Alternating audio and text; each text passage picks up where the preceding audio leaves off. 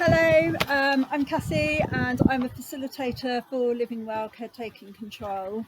Outside of work, I like to keep fit by running. I'm a bit of a plodder and sociable runner, but having said that, I have done London Marathon twice and I've also done Brighton Marathon as well as several half marathons, 10Ks, 5Ks and park runs. I'm also a running club leader and I've led quite a few Couch to 5K programmes, and that's really rewarding seeing people coming through from being able to run to being able to run a 5K. Anyway, that's enough about me. Today I'm joined by Annie, who's also a facilitator Hello. with Living Well Taking Control and a newbie to running, I believe. I am, yep, just taken it up in the last few weeks. And between us, we're going to go over some of the basics about how to run if you're returning to running or walking, or if you're new to running and walking.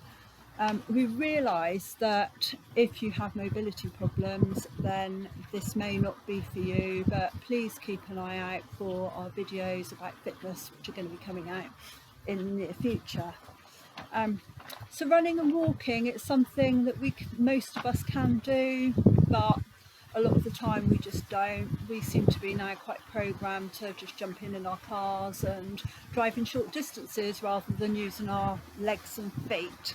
But before you take on doing coast path walks or any kind of running program or training program, increasing what you're doing, please speak to your GP and get approval from them.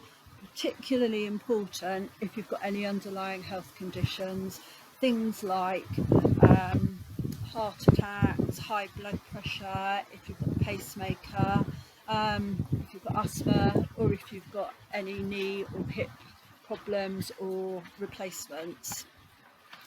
Once the GP said that's okay, you're ready to go, what do we need to do? So Annie, as a new runner and a newbie, what would you, why first of all did you decide to take up running? I wanted to take up running. It started in lockdown. Realised that I was probably not being as active as I could be, and I just wanted to also try and think about getting my blood pressure down a bit because it was on the high side of normal. So I wanted to do something that was getting my heart rate and using my lungs a little bit more, just to get my fitness really. So I had done a little bit of fitness, but not a lot. So I really wanted to think about running. And has that made a difference? It has, just in the last few weeks. It has made a difference to my blood pressure, and I know that's what it is because I haven't done any other changes to my lifestyle. So it's made a huge difference to me. And I'm not a fast runner. I'm not a runner that does huge distances. Just a little bit, 2-3 times a week really seems to have made a big difference to me. And how's it making you feel? I hate it when I do it. No, I shouldn't say that. No. It's a strange one. It's not something I would probably have rushed to do, and sometimes it's hard work and maybe I push myself a little bit too much, but afterwards you do feel really, really good. It does give you a buzz, and just to feel every single time I run, I feel a bit better, my fitness is improving, and that is a really big motivation to me. I want to live as long as I possibly can. Endorphins being released. Absolutely, yeah, loads of those, and it's better than chocolate. Excellent. This is what we like to hear. So, when you started running, what would have been the things that you wish you'd asked? Big thing for me is about trainers. What sort of footwear I should wear. I'm only a beginner. I don't want to spend loads and loads of money, but I have had problems with ankles before. So, for me, really getting some awareness of my footwear probably to start with. Okay, so if you're doing any kind of running or walking, you really need some kind of supportive trainers. The sort of pumps and things that are in fashion at the moment and you can buy anywhere aren't really going to give you the support that you would need. Okay. There are so many different brands, styles, colours, everything of trainers that are around at the moment. It is a real minefield. as you probably realised from looking. And price, you know, they can range from, you can pick up decent trainers, £20–30, going up to 150 or more. So, and if you're someone who's one of the elite runners, you know, their trainers are hundreds of pounds. So it is just a real minefield. What I would recommend, that if you are serious about doing running, is to go to a running shop or to a sports shop and have gait analysis done. They'll get you running on a treadmill, they'll film you, and they can see exactly how your feet are landing, because some people when they run and they land, their feet roll in. That's called overpronation.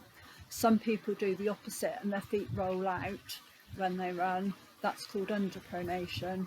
Some people have got perfect feet and they just run and their feet are just... It's never fair, is it? Hit properly. No, it's not fair at all. And the trainers will have support built into them to make sure that it helps to correct that. So that's one of the sort of biggies. I have got my trainers here, a bit skanky because I've had them a little while, but just to show, I don't know if you can see that the wear on my heel tends to be on the outer side of the heel, and it's wearing through the middle of my sole of the front, at the front of the foot, which would be right for how I would run. That I would tend to heel strike. You tend to strike on the outside of your heel, and you'd follow through and you'd push off from the front of your toes. If it's any different to that, that would imply that you're over or under pronating. I tend to over pronate slightly, so I have got some stability in those trainers, which corrects my style of my feet. So it's not that I've got perfect feet. So even if I'm just a beginner, just to make sure that I've got some decent trainers to start with, and maybe as I progress to get into that, so some new good quality trainers. It's definitely worth going to have gait analysis. A lot of the shops will do it. They might charge £10 if you don't buy trainers for them. Then you could go to Sports Gear, Decathlon, wherever. You can pick up cheap trainers which have got stability, and they usually say on the labels whether they're for overpronation, underpronation, what sort of support they've got. So it's definitely worth investing in that to do, because you don't want to have injuries down the line, and that puts you off of running. And that was my trouble when I first started. I just assumed I could stick my trainers on and go for a run, and Ankle has been telling me in the last few weeks that that's not a good idea. So that's something I definitely would have liked to have known before I decided to go out there. If you're doing things off-road, you shouldn't need any correction, because you've got the correction from the uneven ground. It's purely if you're walking or running on pavements, roads, then you will usually need some kind of support. But definitely get some kind of support in your trainers, as in that they're substantial enough, rather than wearing sort of pumps and things. And other gear, you know, it's okay to just wear whatever I want to wear. I don't need any special gear or anything, do I? No, generally, ladies, it's advisable to have a sports bra. Definitely is. Ladies, it definitely is. Keep everything in place. It definitely is. But generally, whatever you feel comfortable in. If you get really into it, then you might want all the lycra stuff. But a t-shirt, pair of shorts, pair of leggings is absolutely fine. Right. Okay. So really, if you want to concentrate your money on your trainers. Absolutely. Okay. And usually with trainers, they recommend that you don't buy the size of your shoes, that you go half or one size up, because your feet do tend to swell when you run or walk. If you're in Dorset and you've got quite a lot of hills, when you're going down hills, sometimes your feet will push towards the front of your trainers. What you don't want is to start putting pressure on your toes and your toenails, because you really don't want to end up with black toenails, or even losing them. Oh no, it's not pleasant, I can assure you. Let's not go there. Let's not go there. So is that okay with great trainers? Yeah, no, that's really helpful, and so I wish I'd known that at the beginning, so I wouldn't have just used my ordinary trainers that I've been wearing for a long time. So. Is there anything else that you might have wanted to know? Yeah, I think for all of us, I think sometimes you just think, oh, I'm just going to put the trainers on and go running. But, you know, what would have been nice, should I have just started like doing a walk run, or just go straight into it, or how many times a week? What would that be for a beginner? There's some really good apps around at the moment. They're backed by the NHS. There's a Couch to 5K app for running, and there's an Active 10 app for walking.